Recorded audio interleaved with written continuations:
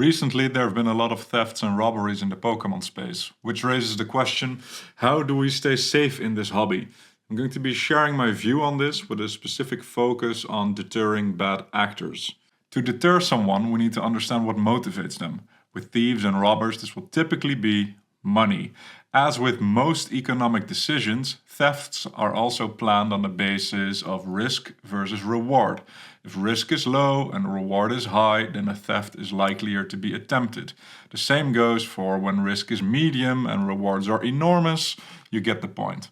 This means that we have two ways to deter thieves. We can increase their risk or decrease their rewards. Now that we have an image to talk about, let's break it down a little bit further. So in this first example, there's some risk and some reward, but they are reasonably well balanced and you're probably fine.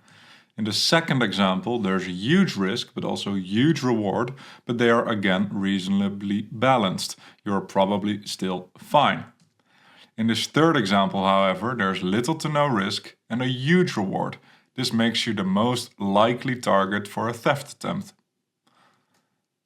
And in this final example, there's huge risk, but little to no reward. This essentially makes you the most unlikely target for theft. Being somewhere along this yellow zone in the middle is probably fine. The red zone is obviously the worst place to be, and the green zone will be the best. It's important to identify where you are and, if necessary, take appropriate steps. If you're in the red zone, then it's important that you, as soon as possible, take at least one step to reach that middle yellow zone. Either remove or reduce the available reward for potential thieves, or improve your home security, thus increasing their risk. Then once you're in the yellow zone, you can decide if you want to take more steps to fully reach the green. Examples of increasing risk can be to have alarms at the house, installing a safe, adding cameras, floodlights, getting animals. Maybe in your country it's even normal to consider having a weapon in the house. And examples of reducing rewards could be to move stuff out of the house. Maybe you can get a safety deposit box at a local bank. Maybe you can use a service from a company like PSA or Fanatics that have a vault solution. But in all cases, don't flaunt your collectibles on social media or on YouTube. I was never a big fan of that IKEA storage Funko Poppy aesthetic anyway, but now there's a very good personal safety and security reason to not overly boast your most treasured possessions online. So for me personally, I used to be kind of here at the beginning of this yellow zone. I didn't have much at the house in terms of security measures, but there was also not really anything of value there.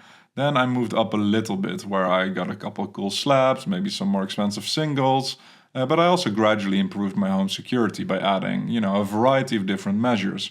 But especially in the last couple of months, I've made sure that I'm now fully in the green. I opened a safety deposit box at a local bank, and all my valuable collectibles are in that safety deposit box now. But nonetheless, I've continued to improve my home security. So I've totally removed the pot of gold that could attract, a potential thief. But have still continued to increase the protection measures available to me nonetheless. This is very much my take from an economic, game theory, incentive point of view. You should use it as a thought exercise to identify where you are on this landscape, and if necessary, take appropriate steps to make sure that you're safe and protected.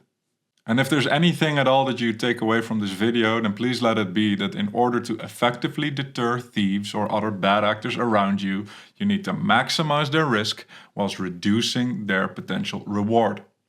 I understand that this is quite a heavy topic and perhaps not one of the most fun things to discuss, but for me, sorting out my security and safety needs gave me the peace of mind that I needed to fully enjoy the hobby instead of stressing and worrying, and I made this video because I want the same thing for you. So, with that said, please stay safe, but also make sure that once you're safe, to keep having a lot of fun. Alright, see you next time.